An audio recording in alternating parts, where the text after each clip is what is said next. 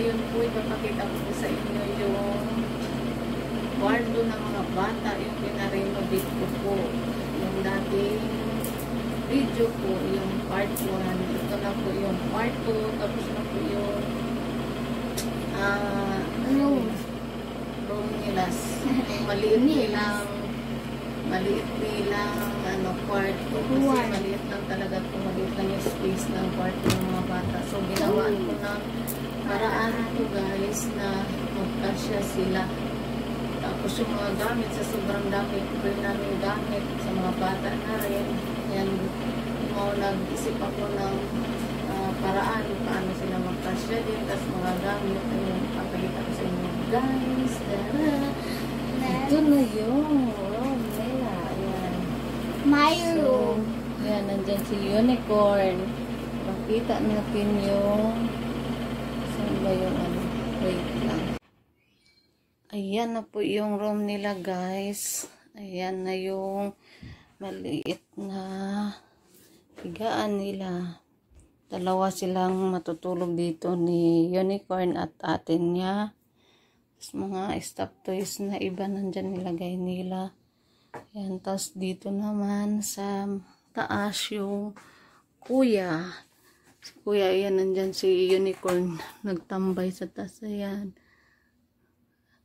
Ayan si kuya, nandyan. Ayan yung sa pinanghigaan niya ng aking binata. Ayan. Tapos, hagdanan, ayoko na umakit, baka malaglag pa ako. Itong ginawang guys, katrilo, dati pa to yung double dick. Pinutol ko lang kasi ayaw nga po nila nun. Kaya ayan po. Ayan na po yung final na higaan nila sa kwarto nila. Kasi maliit po talaga yung space dito sa kwarto nila guys. Kasi yung bahay namin is bungalow lang. Kaya maliit lang yung kwarto na isa sa amin. At saka may CR din kasi. Kaya medyo talagang maliit lang po yung pwedeng gawing kwarto. Tapos ito na po yung cabinet noon na walang kulay at dating ang tawag ba nito, nagtanggalan po yung nasira po yung takip. Pati din po to guys, pinakita ko to sa inyo, cabinet na yan, wala din po yung takip. Tapos ayan po yung mga comforter ko na nandun na, tumalon na yung isa. Ayan, tas yung box kasi iwas lang baka sakaling may pumasok na episode tinakpan ko naman yung box na yan, yung mga costume nila ng school nila na hindi na nagagamit, nilagay ko dyan. At saka mga iba pang uniform nila, yung mga hindi nagagamit, para lang malinis tingnan at walang kalat. Kaya ayan, nilagay ko po. At saka yung mga comforter, galing kasi yan nagpa-laundry, kaya ayan, hindi ko na po tinanggal. Tapos dito naman siya, sa taas pa rin po nung cabinet, kasi dalawa po yung cabinet dito, pinatong lang yung isa. Ayan po, ayan siya. Tapos para malagyan din po yung isa, ayan po yung mga books nila, mga bond paper, mga gamit sa iba sa school. Pero yung books nila guys na nandyan, lumang books na po yan ni Angie at saka ni Donna. Ayan, dyan nilagay. Ayaw naman nilang itapon at sayang daw. Pero nakapagtapon na ako ng 2 sakong libro kasi sa kanila, kasi hindi naman binabalik sa private kasi binibili namin yung books nila. So, hindi na ibalik sa school, kaya ang daming libro. Ayan. Ayan yung ayos, kumbaga maayos siya ngayon. Hindi ko lang alam, hindi lang natin alam guys kung ganito pa rin sa mga sumusunod na araw. Kasi alam nyo na po, pag bagong gawa or maganda, syempre talagang maayos siya, talagang papagandahin. Dahil bagong gawa, bagong natapos. Ay pag sa katagalan na, baka wala na itong mga sapin at ay ang mga stuffed toys na yan, nandito na yan, nagrambulan na. Ayan, tas ayan naman, lagyan nila ng picture nila dyan. Kaso ngayon wala pang wala pa akong binili na lagayan yan. Tas yung pinto na dating mahogany, ito na yung kulay, parang ang sabi nung gumawa, kahoy, parang binalik sa kahoy na ang kulay ay, ano ba tawag nito? Nakalimutan ko na guys. Basta ganun, gusto ko to, dahil ko pareho lang sila ng kulay ni pinto ko at saka yung cabinet na to. Ayan, pero dapat gray ang kulay nito. So, dahil nagustuhan ko yung kulay dito sa pinto, kaya ito na lang din ang pinapakulay ko. Pati din sa dining table namin, tawag ng papakulayan ko din po kasi luma na, tsaka madami na pong gas-gas. Hindi muna ako bibili. Yung papaayos ko na, tingnan ko kung maganda, saka na ako bibili kung may second floor na, kasi ito maliit pa kasi yung bahay namin, guys. Yan yung mga stop toys nila, nilagay sa taas. Yan, good idea. Tapos ayan si ano, ngayon titingnan natin, guys, yung cabinet nila kung anong ayos, di ba? Pero wag nang umasa na walang kalat, lalo na sa lalaki ko. Ayan po yung sa lalaki ko, kahapon maayos niyang tinupian, ngayon di ba, kita niyo naman, guys. Ayan yung ayos niya ngayon. Ayan yung ano. Tapos kanina nakakita pa ako dito ng baso na may soft drinks, nilagay na, di ba? Ganun ang yung brief na, instead of dito nandoon na. Hinako, paglalaki talaga, guys, hindi natin maasahan. Pero depende rin po kasi hindi lahat ng lalaki, kasi may lalaking malinis po talaga sa bahay. Tapos ito naman, ito hindi ko na siya pinakintab ko lang ng konti, parang varnish na lang kasi okay naman tong pintura. Tapos dito naman, yan sa isa, ito comforter din yan. Tapos yan yung mga unan pag nagbabiyahe dyan. Tapos may damit pa lang nahalo dito. Tapos ito blanket, mainit yan, ano lang yan sa nag-aircon. Tapos dito naman po tayo sa isang cabinet. Buksan natin yung cabinet. Ayan naman siya.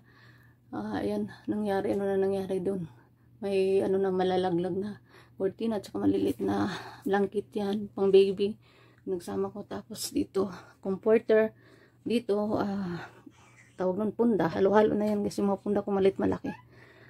Ayan. Tapos sa kabila naman, tingnan natin, ganun pa rin po, kumot. Tsaka dito naman, dito pala yung bidsetas, ito yung kumot tsaka mga blanket halo. Sobrang dami ko na kasi mga binibili na iba makakapal. Tapos ulit naman natin, balikan natin to sa baba. Ayun yung mga damit ng mga babae ko, 3 Marias. Ayan yung gamit nila. Okay pa ngayon kasi bago pa lang. Kung may tsaki pa, di ba? Kung may tinago pang tsaki, saan ka? Hindi nilagay sa ref, tinago dyan. Ano yung iinom pag habang ano. Ayan. Tapos kasi 3 kasi yan t-shirt na, tas mga short pajama. Tapos sa baba, ayan yung box niya. Ayan, mga box na yan, dami yung box. Meron pa yung nakakarton na mga libro niya sa ano, kasi pag tawag nito, pag nagre-review siya, ayan, sabi ni Unicorn, magti-teacher daw si atin niya. Hindi magti-teacher, mag-abogado siguro yan. Ayan. Tapos dito naman kay Donabel, ayan, buti maayos, di ba? Kasi nga wagong ayos kaya maayos. Paulit-ulit, no. Ayan yung iba niyang mga abobot andyan. Kunti lang yung mga books niya kasi magka-college pa lang naman siya. Tapos daran kay Unicorn na. Ayan, matawa ka nito kay Unicorn. O naman yung nag-ayos nito, guys, kasi hindi marunong mag-topi. Ayan, kay Unicorn, wala pang, nga pala, napansin nyo pala, wala pang handle to kasi wala kaming, ano ba tawag nito, yung barina, kaya bukas pa siya kasi kanina lang to natapos. Ayan yung mga damit din niya. Tapos sa pangalawa, yan. Tapos taran, alam nyo, guys, ang lagayan niya ng panty, unique. Okay, ayan yung panty niya. Baka kasi makalat yung dyan nilagay, diba? Ayan, ano to, ayan yung kindi na, ano ba yung tawag na, igna kindi, ano ba yun? Ayan, tas kinuha niya sa tindahan, tas yan, nilalagyan niya ng ano. Ayan, ayan yung kay Unicorn.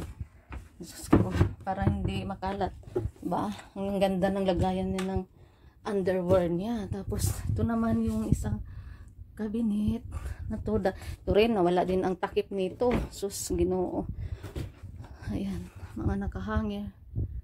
Tapos sa baba naman ng hanger, andyan yung ibang ano ko rin, mga kumot yata, tulad kumot tsaka tuwalya din yung iba. Yan, may dalawang box pa ako sa labas, dalawang karton, dalawang travel box, pero gawan ko ng paraan saan ko mailagay yun kasi hindi na pwede dito kasi sikip na yung ano nila, busog, hindi pa nga kumain masog. Tapos ito naman bukas to open to west, tinakpan ko lang kasi yung ano gusto nilang pag hindi naka aircon open yan. Tapos yung bintana kasi hindi na mabuksan kasi may kahoy ito, nilagyan, ginawan lang ng paraan na malagyan ng aircon kasi dati ang pwesto ng aircon doon. Pangit naman kung doon kasi yung may ano yun doon ang aircon, kaya dito ko na pinalagay, ginawa na lang ng paraan yung bintana yun nilagay. Tapos ayan na.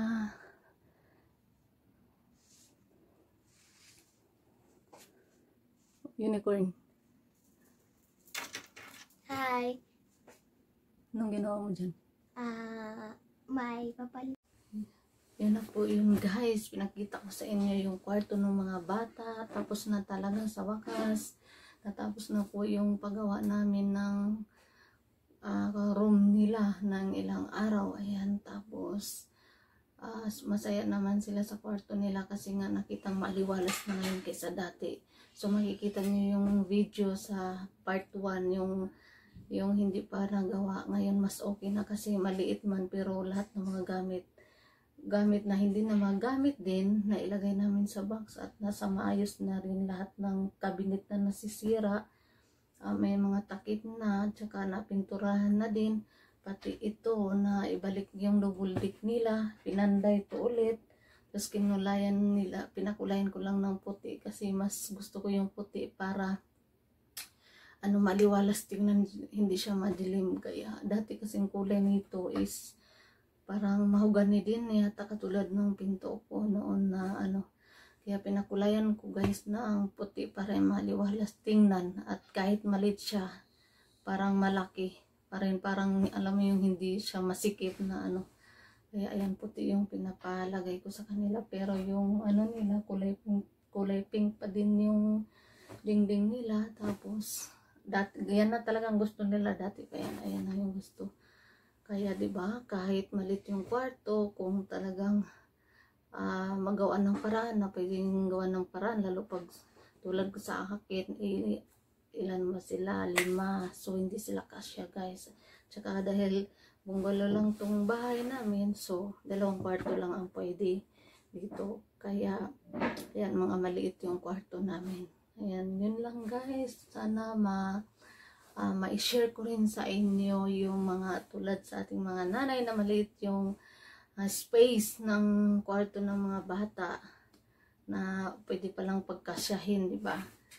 Pwede lang gawin kung tatlong yung tatlong ganito, di ba? Kaso hindi pwede, baka nakakatakot na pag tatlong palapag ng double deck nila, baka malaglag. Kaya yun, ang isa sa baba matutulog, ayun. Yung isa dito yung lalaki ko, tas dito si Unicorn at saka si atin niya, tas yung isa sa baba na lang siya. Okay lang yun kasi aircon naman sila, so malamig, hindi siya mainit. Dati kasi kaya ayaw nila ng double deck kasi po hindi aircon nun, ang gamit nila is electric fan lang. Yung isa daw walang electric fan, yung isa mayroon, napatanggal, ayaw matulog, gusto matulog sa baba, kaya yun nangyari po, tinanggal po namin guys. Yun lang po guys. Tapos sunod naman na renovation ko dito naman sa sala, papakita ko din po sa inyo. Yung sa sala naman ang papinturahan ko, paayos ko din kasi medyo nasikipan na din ako dahil maliit po yung space din. Kaya ayun, papakita ko sa inyo din yung kung gaano siya yung before and after. Ayan guys, kaya yun lang guys, bye bye. Sana maka-share ako sa lalo sa atin. Bye bye, paulit-ulit na guys yung mga sinasabi ko. Bye bye. Huwag kalimutan mag-subscribe guys sa aking mga videos, diba? At saka sa ads po, huwag po mag-skip para po mayroon tayong pang-angkal siya. Kibobo!